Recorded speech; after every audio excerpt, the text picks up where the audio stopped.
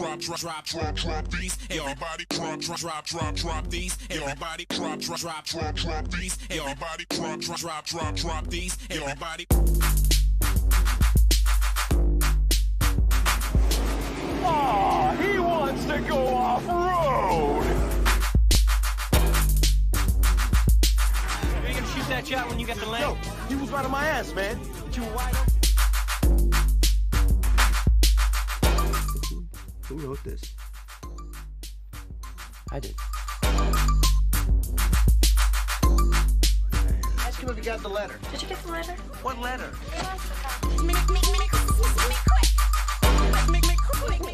What's up, man? About to catch a fade, huh?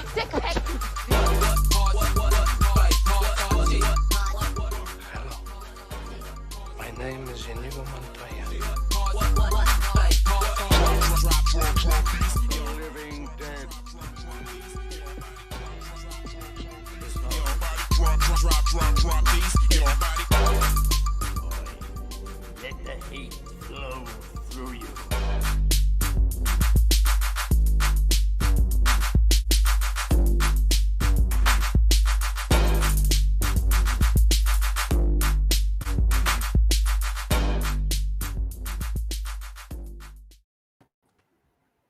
All right. Hello, everybody, welcome back to The Real Boys, our delayed Friday night episode appearing on Saturday now, or whenever you decide to listen to this on your podcasting app.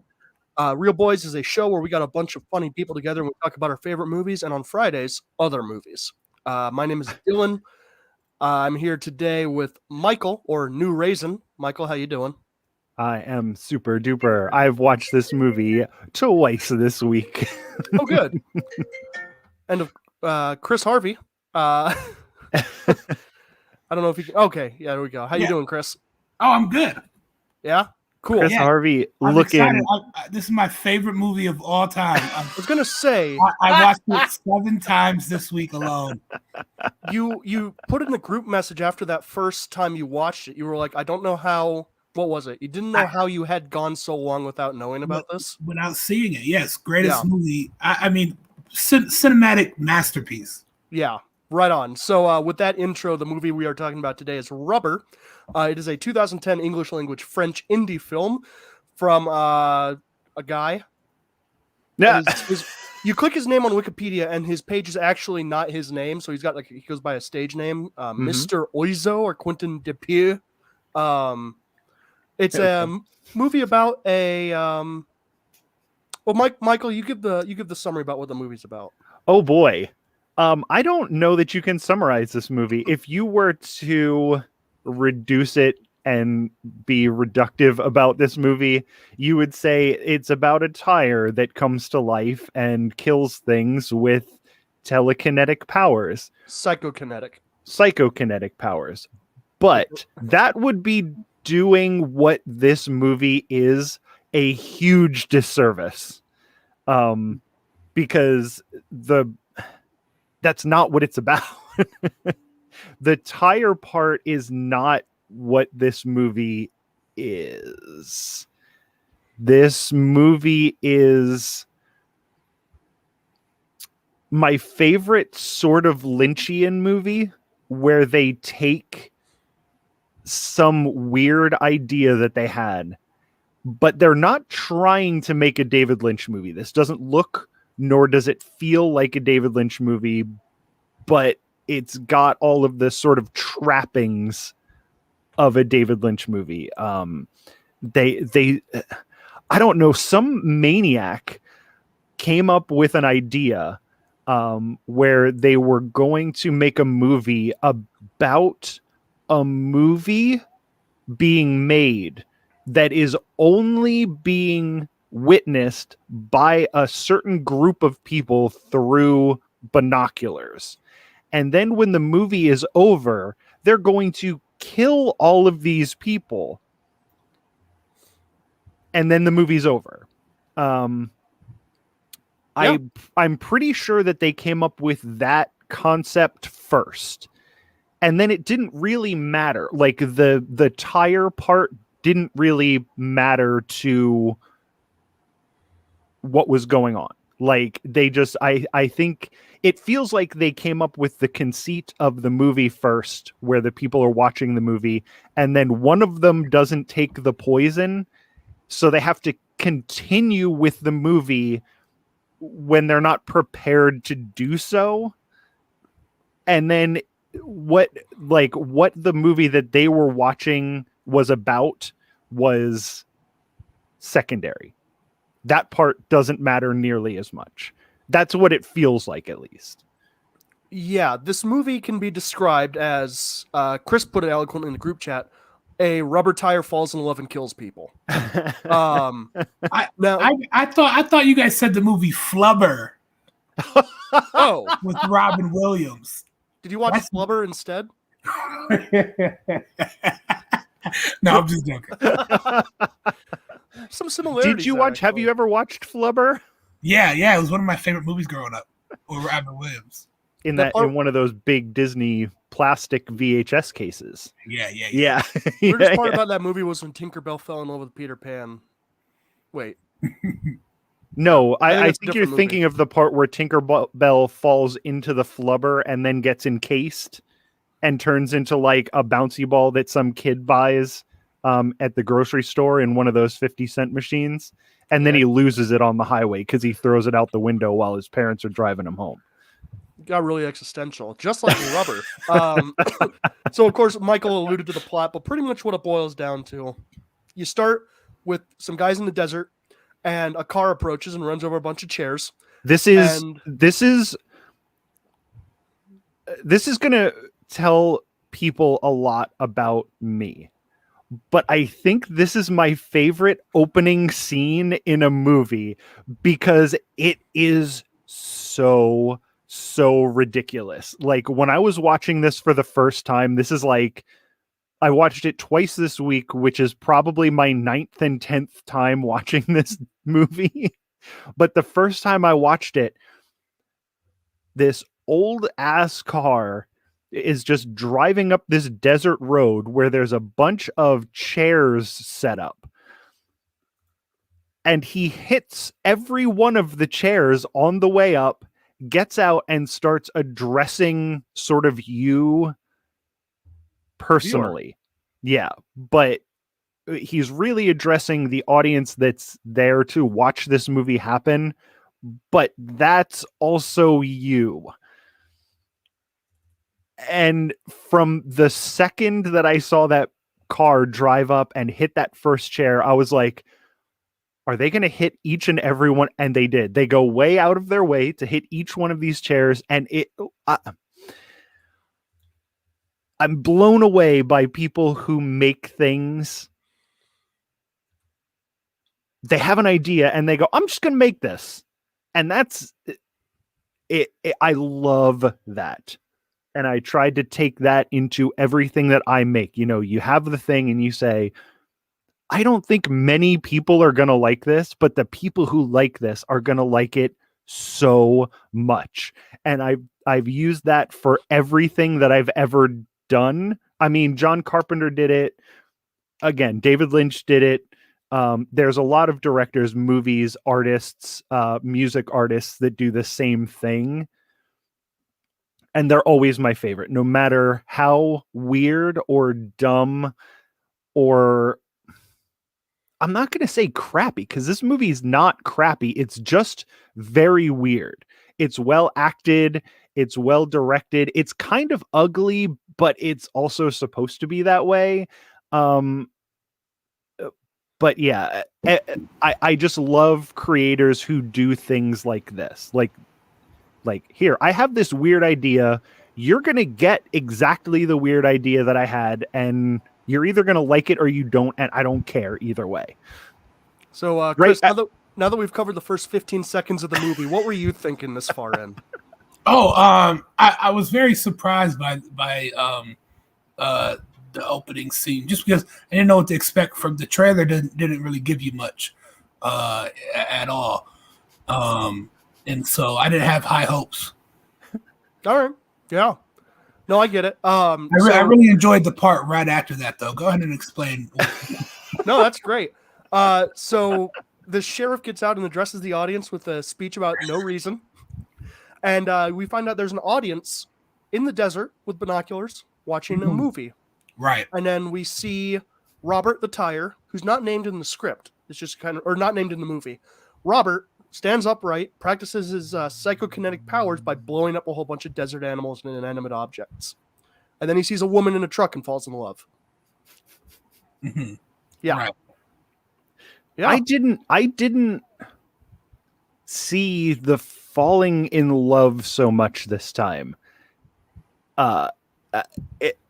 It semed to me okay, and this is what's that? How many times did you watch it? This week, twice. Yeah. Oh, well, you've seen it 10 times. After your 11th time watching, that's when you really see the love part. See, I was seeing the love part until this time, because when I was watching it this time, it seems like she's sort of the one who keeps getting away. And we're talking about Sheila? Yes. No, you're thinking of Army of Darkness. I think Sheila in this too. They just never call her by name. The woman who plays Miss Honey in Matilda. She plays Sheila in Army of Darkness. Oh, really? Yeah. All right. We should do Matilda too. That movie's great.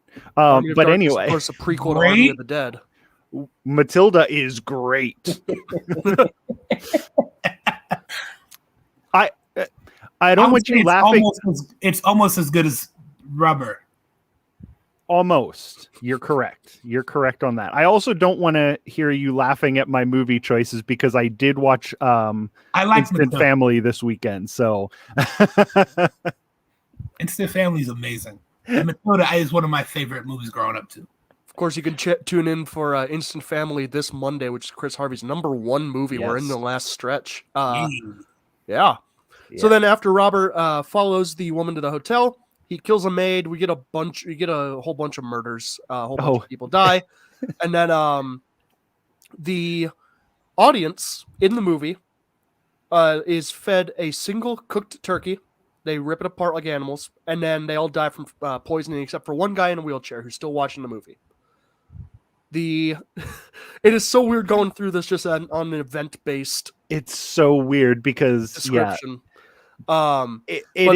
It's sort of two movies happening. Mm-hmm. It's the movie that they're watching, and then almost 3.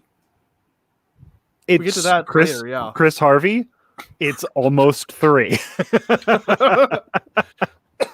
You are not wrong about this. You have accidentally stumbled onto a true fact about this movie. I don't know. Watching it one day a week, I think that'll just kind of you figure it out really fast. Yeah, but the sheriff gives his police investigators a speech about how none of this is real. This is all a movie, and the movie's over because nobody's watching it. Go ahead and shoot me. Gets shot a few times, and he's totally fine. And then he gets a call that not all the audience members are dead, and the movie's still going on. Which, if I would have changed one thing about this movie,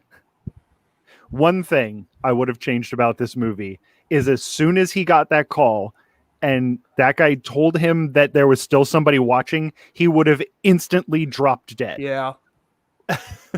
Little missed opportunity on that. Yeah. And then Robert comes across a bunch of people burning tires because the town has gone on a tire hunt.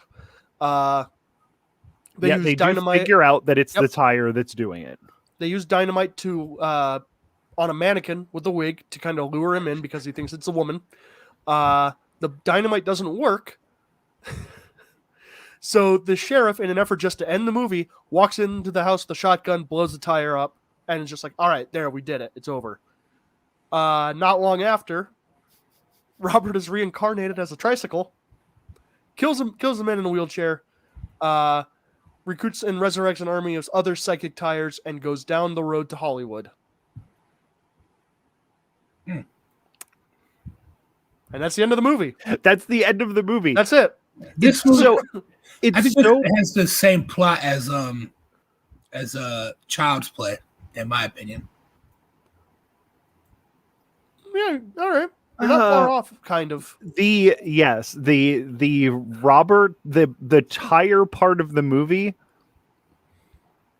except he doesn't get a human soul like Chucky does. It doesn't come from a human. He just sort of picks himself up. Why did Dylan's screen turn into Zack? Don't worry about it. I had to do something. Okay. It's just weird. I would think that there would be a like a cartoon of you. It's tied to the account, and we only have one Okay. picture up there. Yeah. All So that's the basic storyline of Rubber, but it doesn't really do a service to it described in that way. It is going to be very hard to do this movie justice by talking about it. Because I agree. the absolute weirdness of this movie is like, we talked about it when we did The Greasy Strangler. The fact that a movie like this is so important to artists because this movie is definitely polarizing. Like, I can definitely see people not liking this movie, but for people who have creative inclinations and need people out there doing stuff like this, the stuff like this is so important, especially now where everything is a big dumb 2-hour action movie, slugfest where nothing really happens and nobody really does anything. And, we're seeing the same thing 3 times a year from, let's just say Marvel Studios. It's important for people, and these are going to be smaller movies because there's not as many people who are into this sort of thing as people who are into Marvel movies, and I totally get that. But I think it's more important to have things like this for the people who it's for than it is to have 3 Marvel movies a year for people who like big dumb explosions. Now, Chris, you've watched this enough that you kind of have this down pat, and I know you're a big fan of like just big blockbuster stuff. If you had to make this more accessible to a general blockbuster like Disney Marvel audience, what's one change you would make to this movie? I mean, you can't really change something. This is just different. If you put a change, it just takes away the whole concept. So I wouldn't even mess with it. You can say it's perfect, Chris. Go ahead. You can say it's perfect. Say it. Yeah, it's a perfect movie. It's definitely it's almost as perfect as Instant Family, which we'll go into later next week. Let me ask a similar question then. In the wide-scale American remake of this movie, who do you think should voice the Tyre? I mean, Channing Tatum's always a good go-to. But they only had a budget of $800,000 for this movie. I just wish it would have hit a higher box office. It hit like $680,000 worldwide, which isn't enough for them to remake it or to make it something better. But I mean, I think that maybe if we would have just got the correct marketing behind it and maybe a bigger name, like a Channing Tatum, that would have really pushed this through the envelope to where people would have got it. It could have used one big name that probably would have gotten them, somebody, the sheriff could have been played by, let's say a Mark Wahlberg. Yeah. He could have stood there looking confused the entire movie. Yeah. Exactly. Why are the trees emitting toxins, bro? No reason. Yeah, no, Rubber is one of those weird movies where it's just kind of like they had a vision and they like went for it. And it looks, the effects for the Tyre look pretty good. I mean, that's that was the one thing, because usually in movies like this, like very low budget movies, I'm surprised they had the budget that big without like a name or without something attached to it, because the concept itself, pitching it, I don't know how they got $800,000. I don't know how they got any money to make this movie, because you can't pitch this movie. Yeah. The woman that does play like the one that the tire's following around. Yeah. I did look her IMDb. She's in a ton of French movies. She is like some sort of star in France. So, that's something as far as star power goes. The only person I recognize in this is Wings Hauser. He's the guy in the wheelchair. Mm-hmm. And he's mostly in like old, cheap, like detective movies, Vice Squad, like a whole bunch of B movies, stuff like that. I think he is responsible for the "Oh God, Oh Man" line reading. He was in the movie Tough Guys Don't Dance, which is where that's from. Oh, no, that was Ryan O'Neal. I was incorrect. Oh, but yeah, Wings Hauser is kind of like. He did a whole lot of monster movies, so it was kind of neat to see him in here. Yeah, I've definitely seen him in a bunch of stuff. I couldn't have picked him out. I couldn't have been like, oh yeah, that's Wings Hauser, but he is one of those people who I'm like, I've seen that guy around. Who is that? I only knew it because I saw his name in the credits, and I had to go back and like look up who he was. But yeah, that's the biggest name you got. And when a cult monster movie star is like your big get, 800,000 is pretty impressive. Yeah, it is kind of a lot. But usually on these movies, when they're exploding heads, you can usually see it turn into a mannequin head or a paper mache head. But in this, it looked really good up until they exploded. Like, where do you think most of the budget went? I think the tire. I think Robert got at least $400,000 of that. Yeah, I don't think you needed to pay too much to roll a tire down the street and then blow an air compressor into it so that it looks like it's wobbling. Apparently, a lot of the tire was done with practical effects, like remote control stuff, and the headshots were CGI for a lot of it. Really? Yeah, I would never have guessed. I wouldn't have guessed that either because those were some good head explosions. That's where the money went. Once they showed the bodies laying on the floor, and it looks like somebody just sprayed ketchup all over them, it wasn't quite as impressive. But those head explosions, and there's a bunch of them, like the rabbit explodes, the mouse explodes. There's like 3 close-up head explosions. The guy in the truck, I was like, I rewound it and I was looking at it and I was waiting for it to turn into a mannequin head, and it just didn't. And I'm like, wow, great job on these head explosions. It looked like they used squibs when the sheriff gets shot. Like that's not. It doesn't look like CGI blood spatter, which I always appreciate. Yeah, the sheriff getting shot is definitely, I'm sure it took a lot when the tire does go into the pool and drowns. That was some very good drowning acting by the tire.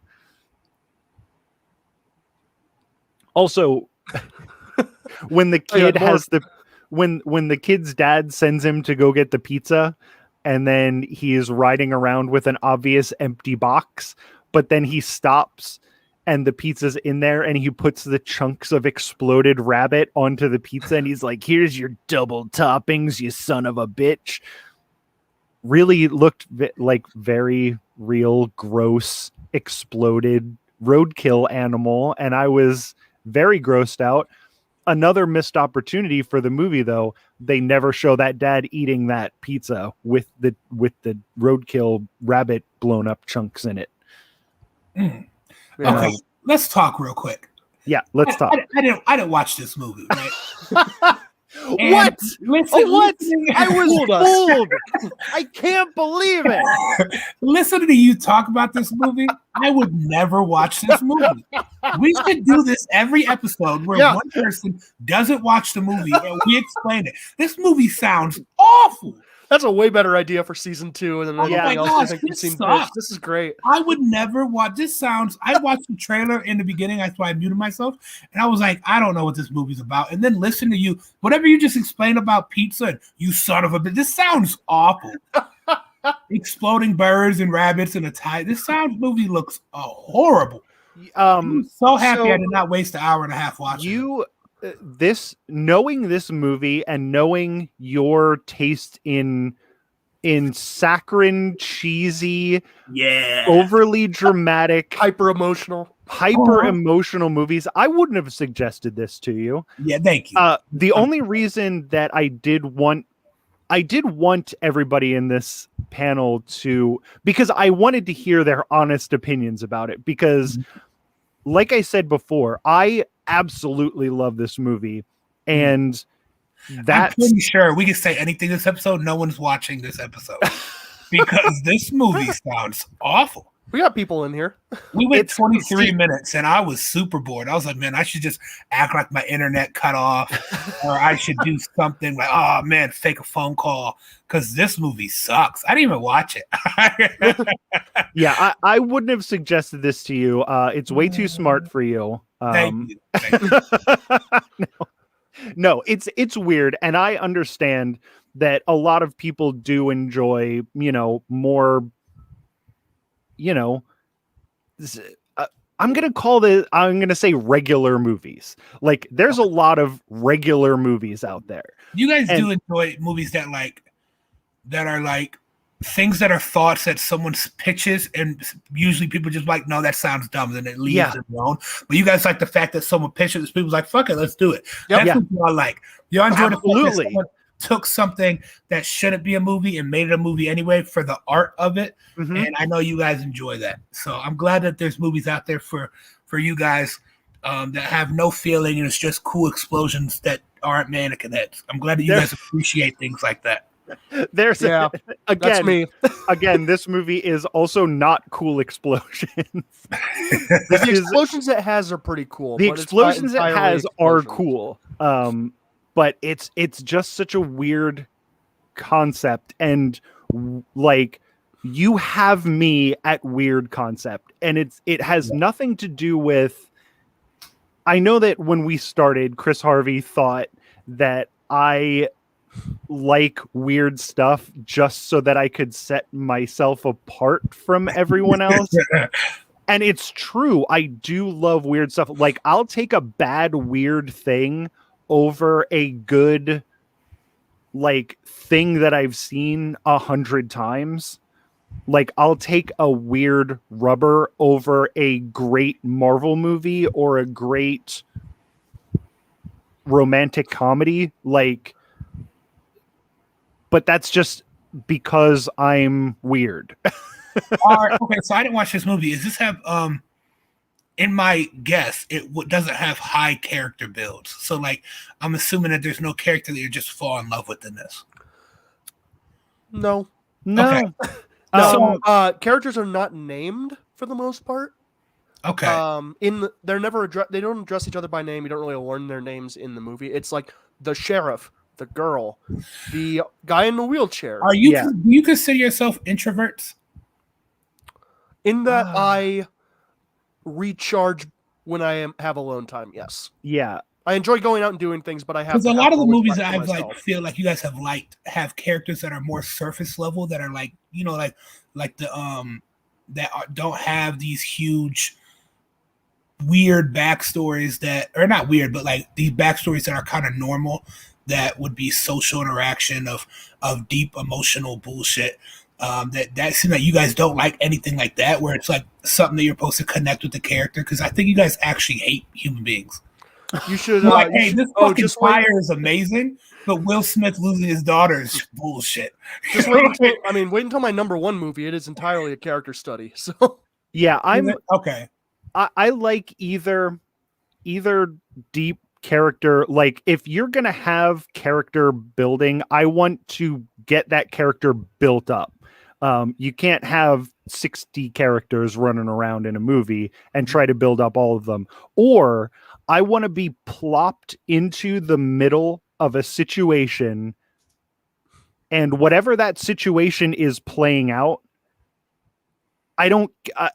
sometimes I don't necessarily need the backstory for anybody. If we're just watching a period of time, I don't want to know what happened before that period of time, and I don't need to know what happened after that period of time. And that's one of these movies. We are plunked into a situation, and we're not told why this situation is happening, and then the movie plays out, and then we get to the end of the movie, and even though there is, there's definitely something that happens after this is over, you don't know what that is. I don't need like a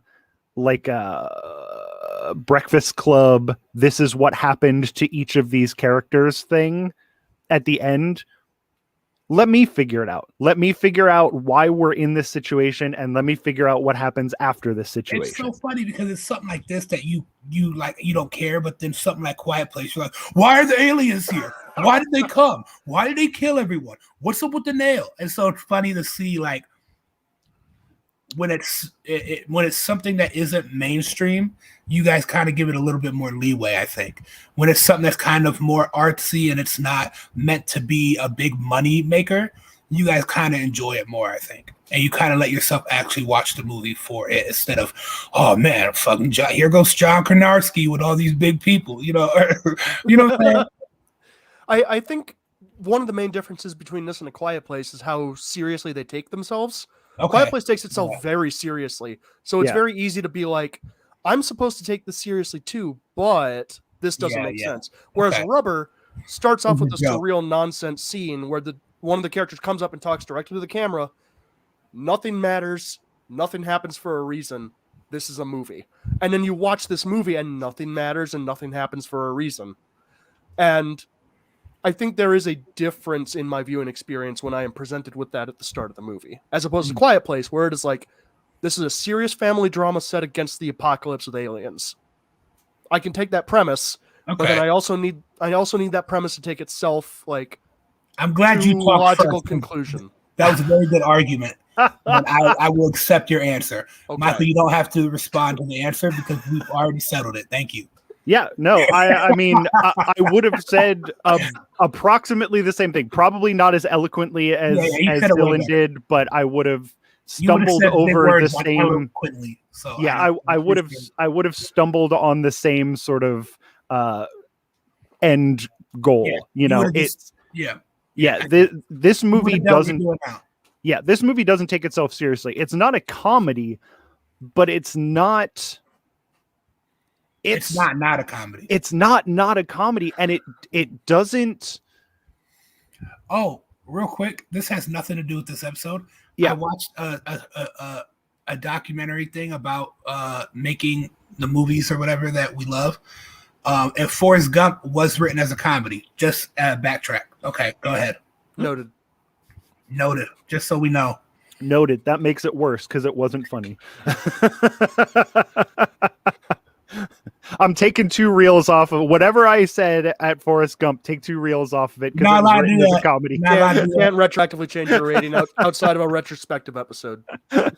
Forrest Gump is more of a comedy than Rubber.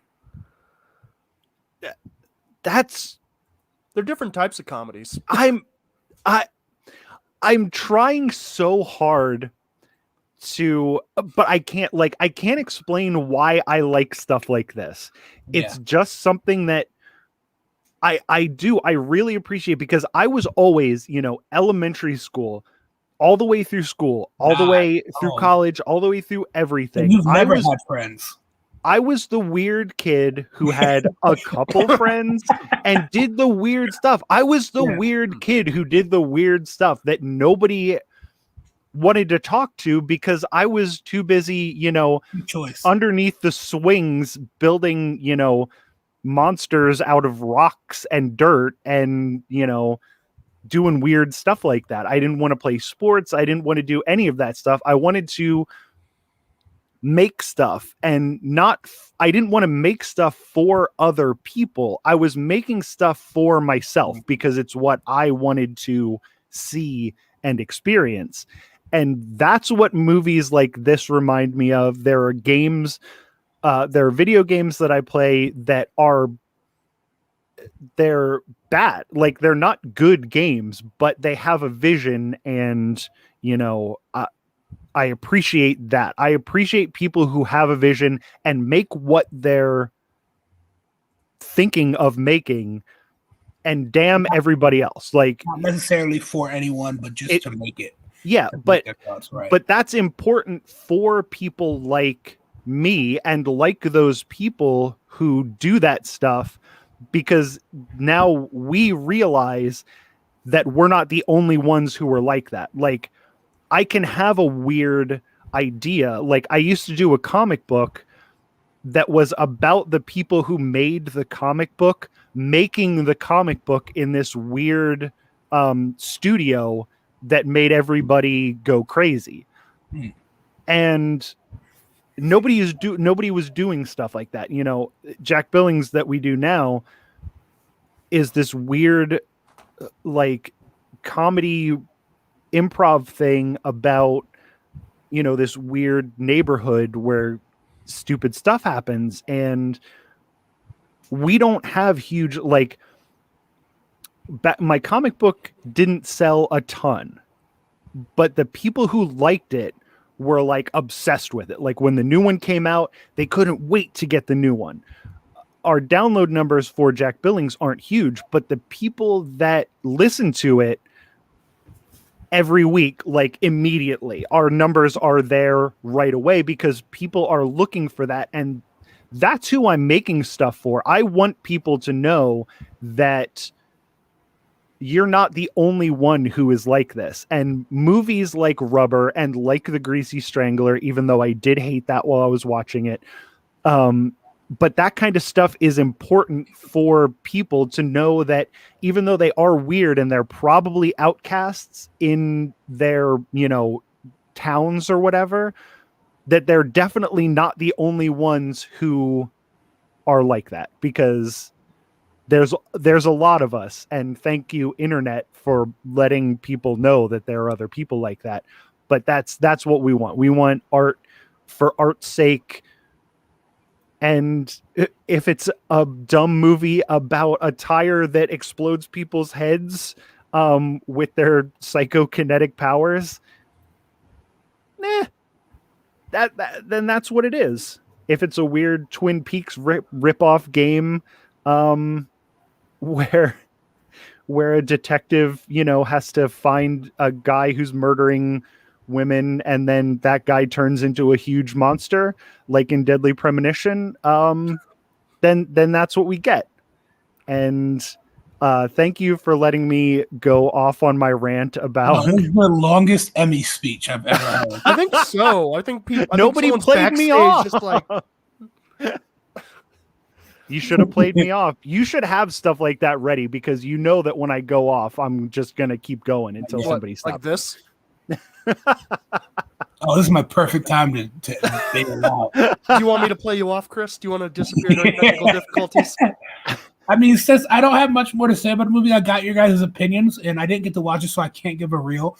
I mean, I'd give a reel like I gave Clockwork Orange a reel. I watched more of that movie than I watched for this movie, so there's that. Right. Well, this movie doesn't have any of that stuff that you. Yeah. And I'm not going to say you. I'm going to say everyone was right about not wanting to watch, including myself. It doesn't have any of that stuff. Mm-hmm. So no. I mean, I would have watched this. I just didn't. I just forget to watch movies most of the time. Yeah, and you're perfectly okay. My wife, who I would say is in between me and a Chris Harvey as far as movie tastes go, she hates this movie. So I totally get people not liking the movie. Yeah. So did she like Mystic Family? She didn't watch it, but I did. I actually suggested it to her because we'll talk about it on Monday. But I didn't. I'll be here Monday. It was your second best movie that you picked by like a big margin. Oh yeah. That's a good. What was the first? Lion King. Lion King. Yeah. Yeah. Plus, Lion I King. mean, Instant Family has Tig Notaro, so it already gets like an extra 3. Tig Notaro. She was one of the. she's a stand-up comedian who's my absolute favorite stand-up of all time. But she's the skinny, tall lady who works at the adoption agency. Oh, Yeah, she's a wonderful stand-up. I didn't know that. I'll have to look her up. I absolutely love her. Yeah, Tig Notaro's good. Yeah, she's Just a great. sneak peek for Monday's episode. You should come see it when I'm back, and I'll be there. Chris will be here the in entire charge. time as long as he sets his alarm and gets up. yeah. Hey, my life is hard. Okay? Yeah. No, but we love having you on here, Chris. Yeah, thanks for having me. Even though I didn't watch it, thanks for letting me join. of course. I would rather have you here talking to us than not. Yeah, I'm pretty awesome. Yeah, you're pretty awesome. Don't tell anybody, like, since nobody's watching this, since we picked a weird independent movie, I will never say it in one of our like main episodes, but Right. I really do enjoy you, Chris, as a person. And even if we don't have the same taste in movies, I'll forgive it because I get it. It's all good. At least I have a very consistent movie likings. Yeah. They're very kind of the same tone. They were definitely all the same tones. And like I said during The Lion King, not broy at all. And I appreciate that. I was thinking about a movie that, because you guys are talking about Mark Wahlberg, I wish I would, and it is usually in my top 5, but I moved it out for a movie. I don't know what movie. It's Four Brothers with Mark Wahlberg and Tyrese Gibson. You know, have you seen that? I've seen that movie a long time ago. No. I wish I would have brought that one because it was more of a I think you guys would have liked that. So maybe that would be for season 2. I remember Okay. thinking it was pretty good. Well, we're definitely not. I have a couple of ideas for actors that we want to do retrospectives on. Ooh. Mark Wahlberg, probably not a good idea. What's the retrospective? What's that mean? Like Looking sort of back going on- over all of a certain actor or actress's movies and sort of maybe rank them or something. That would be good. Well, we could do that. That's not we could, but not just one episode. You view like all their movies, or like a majority, or like a top 5. I would say, you know, somebody that you probably have seen their movies. I don't think there's any actor or actress that I would want to watch, you know, 5 or 6 of their movies in a week. Oh, there's plenty. Maybe Kurt Russell. Kurt Russell would probably be the only one that I would want to do that for. There's plenty of people. Will Yeah, Smith, I can think of a few. Bruce Willis. Bruce Willis movies are usually very good. Adam Sandler. I'd watch his 5 movies in a week of Adam. I Sandler. would rather die than watch 5 Adam Sandler movies in a week. My Meatloaf. friend just had he's in a class for film, and he had a debate about. He said Adam Sandler does not have a good movie, and he said they're all horrible. And so I guess the whole class argued with him, and it was him versus 30 people. I don't agree with his statement. I would say he has 2.5 good movies. That's pushing it. 8 Crazy Nights is his only good one. The Wedding Singer, I'll defend that one. The Wedding Singer I'll defend, and The Water Boy I'll defend. Do we count Uncut Gems as an Adam Sandler movie? 'Cause that's a Yeah, good movie. I heard it's good. I try to watch it one time, but it's not my style movie. That's fine. I thought Hubie's Halloween was amazing. Did you see Impossible 6 or whatever? Ridiculous 6? No, I didn't watch that. Is that Adam Sandler movie? Is he Oh in yeah. it? I didn't watch that. Oh, it's awful. Well, if you love racism, go ahead and watch The Ridiculous 6. Oh, I'm good. I would watch Robert Downey Jr. five movies of him. Yeah. I would have to think of 5 non-Marvel. Iron Man 2, Iron Man 3. Iron Man 3 right there. I would. Yeah. Infinity War and Endgame. There you go. You got 5. Yeah. Mike. No, I'm Very done. representative of his Yes. Thank you for making me hate Robert Downey Jr. I don't blame him for chasing a paycheck. You got Oh, no. Tropic Thunder. Tropic Thunder was good when I saw it the one time in the theater. I'm afraid to rewatch that movie. I still like Tropic Thunder. I understand. To be but, honest, man, I I've just seen watched it. recently. I just watched it for the first time like a month ago. It's really good in my opinion. I Jack actually Black. like that. I really like Jack Black too. Yeah, you got 5 Jack Black movies. That would be perfect. Yeah, Kevin That'd be Jumanji. interesting. You got Tenacious School of D. Rock. School of Rock is great. Pick Shao of, De- High. Pick What's of the other one Destiny. What's that movie called where he dates the fat girl? Shallow Oh Hal. no, that movie sucks. Not a fan. Nacho Libre is good. Nacho Libre is a lot. Nacho Libre is a lot. That's as much Jack Black as you're gonna get. I've never seen it. It's Jack Black at his Jack Blackiest. Never You Ending got- Story what's the 2. one where he's a giant? Gulliver's Travel? Travels. Gulliver's. Yeah, that's I a kid. never saw that one. I don't think I've seen all the way through. There's plenty of Jack Black movies. Yeah. And then Yeah. you got to play, and then you play Tenacious D in the background as we do the episode. Big fan of Tenacious D. See, Well, look, I know a little bit, guys. I know stuff. I have knowledge. No, the only time we would ever say that you don't is to make a joke at your expense on the show. Thanks, Mike. Okay. So yeah, Rubber. Yeah, I'm Yeah, going to leave. Rubber. Wow, we have stopped talking about Rubber 20 Yeah, minutes there's nothing ago. else to say. It's an awful movie. I'm leaving. Bye, guys. Catch me on Monday. Bye, Chris. Bye, Chris. We'll see you Monday. Okay, so He's gone. Rubber. He's not even backstage. What do we say? Chris Harvey. Noth- He's certainly articulate in his non-opinions. yeah, Chris Harvey has terrible opinions on movies, but also really good debater. Like Yeah. he has made me think twice about my opinions on things that I have just watched. The true, Very good debater. the true heart of this podcast. Yeah. Unfortunately, We're just shambling along every time he's not here. yeah. But so Rubber. Yeah. I've definitely said my piece about this movie.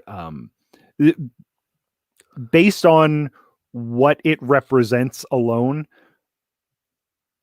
it's a perfect piece of art. As a movie, it looks good. The acting is decent. The uses of color are really good because we are set in a desert, but then when they show the water like in the pool, it's very blue. When they show the blood, it's very red. So the splashes of color are, really nice to look at. The concept is really where this movie lives and dies. Like if you can get behind the concept of how weird this movie is, it's a movie about people watching a movie that's about a tire And then that it comes to life. and then that meta universe kind of breaks apart at about the Yes. 2/3 mark, and you're Yeah. suddenly with a slightly more conventional horror ending. Yeah, Very Yeah. slightly more conventional. very slightly more. I would, if somebody was to ask me what the genre of this movie is, I probably would say horror, but it wouldn't be with a lot of conviction. It's surreal satirical horror comedy. Like it is definitely a satire of horror movies because Yeah. of the meta even past the point where it logically is done. Yeah, But and it could also be representative that small audience could be representative of the audience they were expecting for this movie, and of horror movies in general, like a small but very dedicated audience yeah. who Yeah. wanted to know what was going to happen. I recommend this to people who are looking for something weird. Like something that is like like a weird horror movie. I'd be like, check out Rubber. And I would warn them, like, you got to have a level of buy-in on the premise. Yeah. But I think once it gets started, if you watch it and you kind of grasp what's going on about the meta layer, you're like, okay, I can Yeah. deal with this. Yeah. Yeah. Yeah. It's I don't- I mean, I don't know that I have much else to say about it. I enjoy the movie. I've seen it a few times now over the last few years. And the first time I saw it, I was in an altered state of mind, and I wasn't entirely sure what I thought about it. And then I rewatched it once things had calmed down a little bit, and I was like, okay, I appreciate the idea and the cleverness in this movie. And I Yeah. rewatched it last week for this, and I was like, all right, this is fun. It's fun. Yeah. It's really fun because, again, it doesn't take itself seriously, but it also isn't like nudging you in the elbow or nudging you in the ribs with their elbow every 10 minutes. Like, huh? Did you see what we do there? They just sort of do it. And if you're getting nudged by yourself. And you're right about the buy-in. It's all about the buy-in for this movie. And if you say this is a weird, and then it does, that moment where the audience is supposed to all be dead, but the one guy didn't eat the turkey. So where the movie is supposed to end, and it's not like they have control over it. It's not like they can be like, all right, we're done. He's like, no, you're not done. You're going to show me the end of this movie. So they have to wing it after that. And it's just such a cool way to do a movie. Yeah. And then having Robert come back as a tricycle and have his little army of car tires.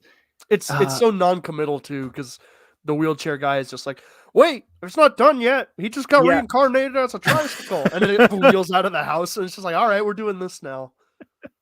No reason. No reason. Besides, so since it doesn't look like Justin Wallace is going to join us today, we're very close to the end. Yeah. I'm going to give you my final thoughts, and I don't care if you're ready for them. No, go for it. Besides, again, this movie, I'm going to give it a higher rating than it probably deserves, just because I'm so passionate about the concept of this movie. But it also, as a movie, it moves. Like, it moves well. Sure. The acting is good. It's not quite 90 minutes, I think. Yeah, it looks nice.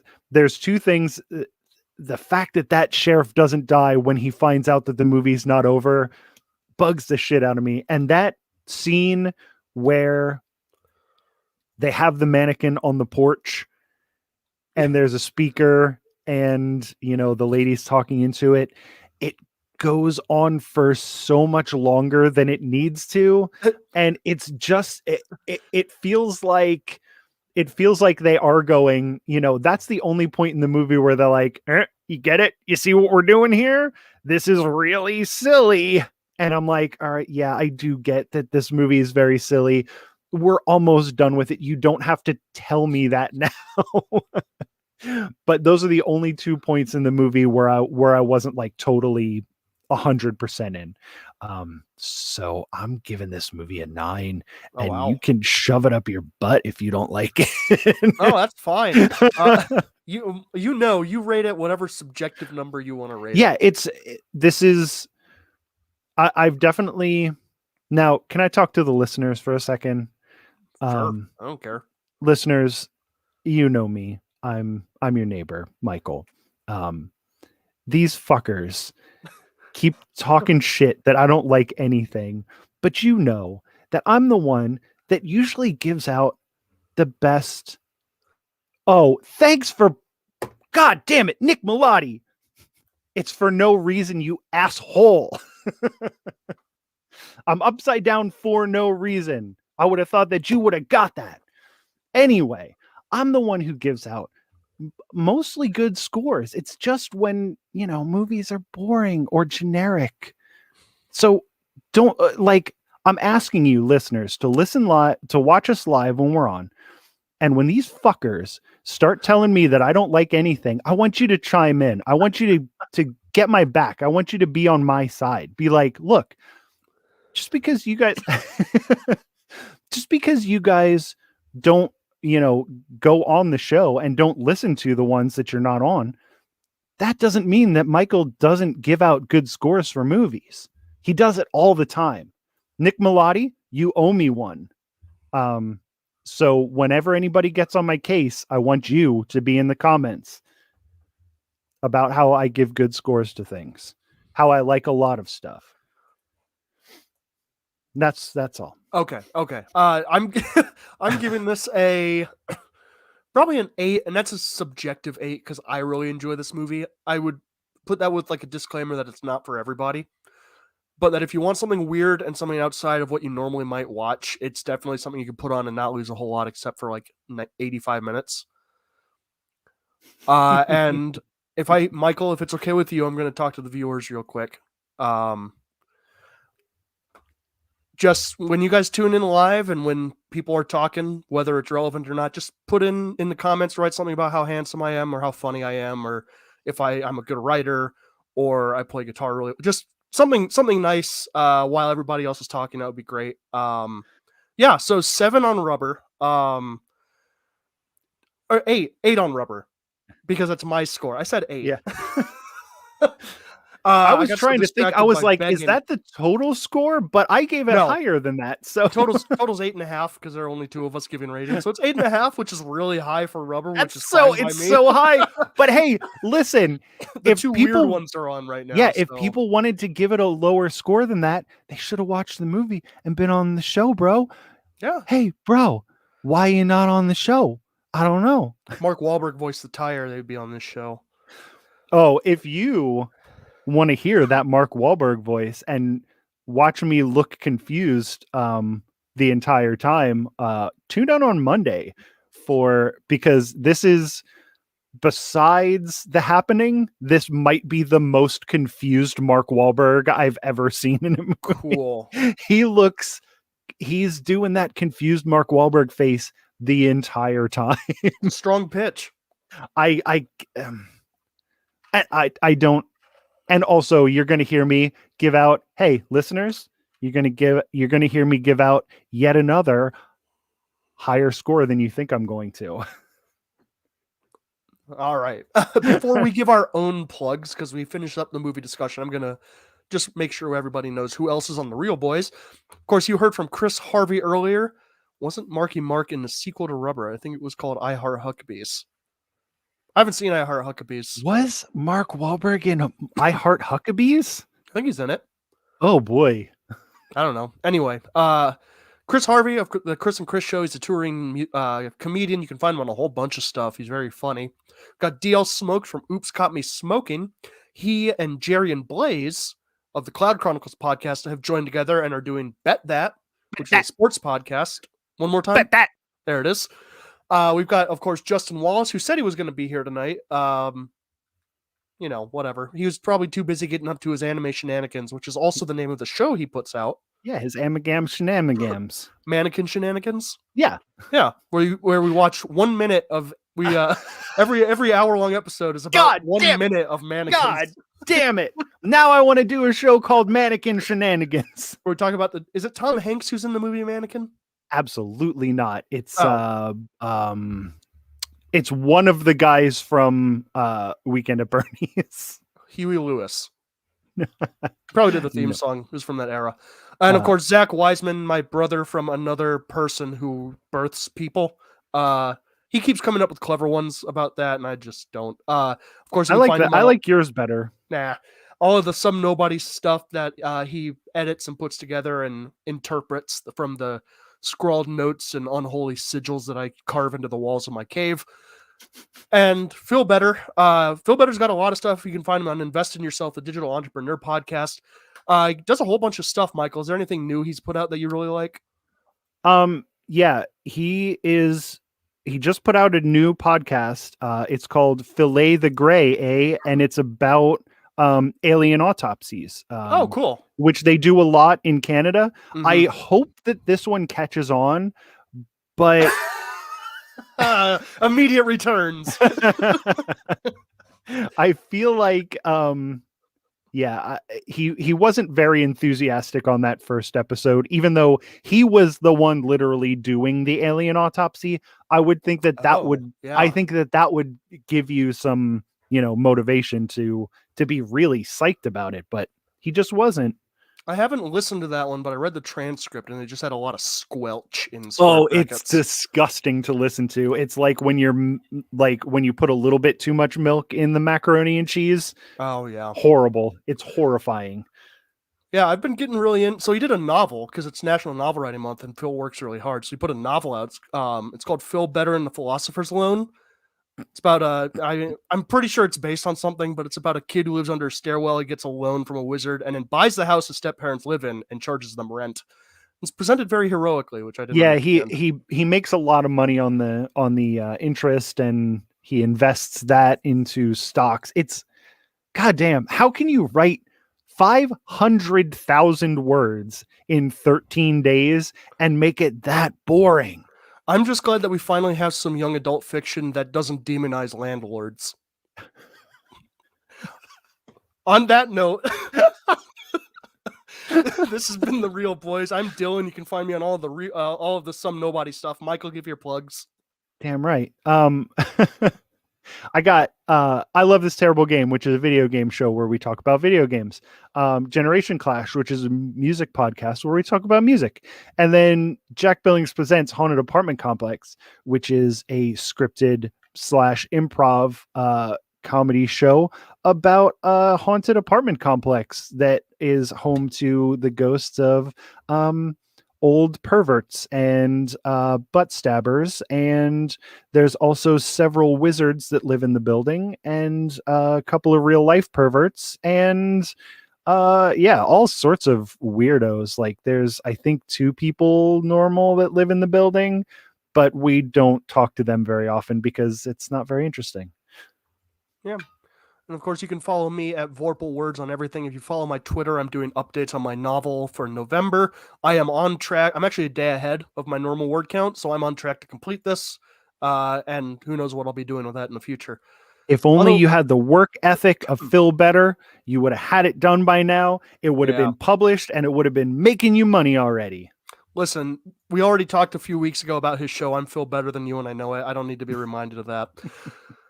Cool. This has been The Real Boys. You can find us here every Monday, and I don't think on Fridays anymore. I think this is the final special edition until the season 2 starts up. Yeah, we're figuring out season 2, but we're really hammering down on those number ones. We got number 1 starting next week, which is very exciting. We're in the last stretch of this project, which is really interesting. The last 8 official episodes, which are going to be starting on Monday with Chris Harvey's number 1 movie, Instant Family, with Mark Wahlberg, which I had never heard of before we started this show. I don't know. Yeah, it's aggressively fine. As Dylan would say, it's aggressively fine. So yeah, tune in on Mondays for the next few weeks while we finish our number 1s. We'll be taking a break after that, reformulating a little bit for season 2.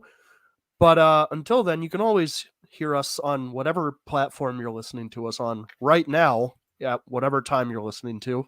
Yeah. Unless you downloaded it like onto a piece of hardware and then you're playing it without an archive, in which case this might be the only episode you have. That would be so weird. I'm imagining a post-apocalyptic scenario in that case. Okay. I mean, that's not far from here, but hopefully the only episode that somebody has isn't A Clockwork Orange. That was way too early in this show's lifespan for being as bad of a movie as it was. All right. I'm not going to argue the point. Anyway, everybody, I've been Dylan. He's been Michael. That was Chris earlier, and you're probably pretty cool. I don't know who you are. That's all I got. Bye. You're definitely cool. Bye. Drop these. Everybody drop these. Everybody drop these. Everybody drop these. Everybody.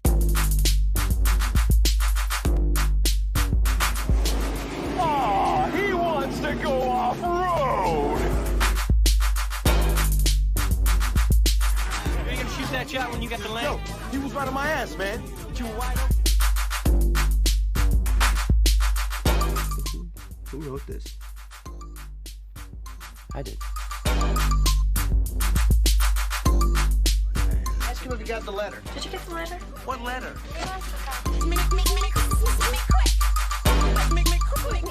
What's up, man? About to catch a fade, huh? Zack, go ahead.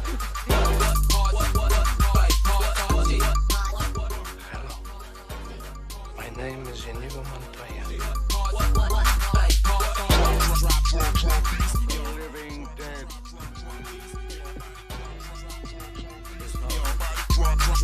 Drop these. Everybody. Let the hate flow through you.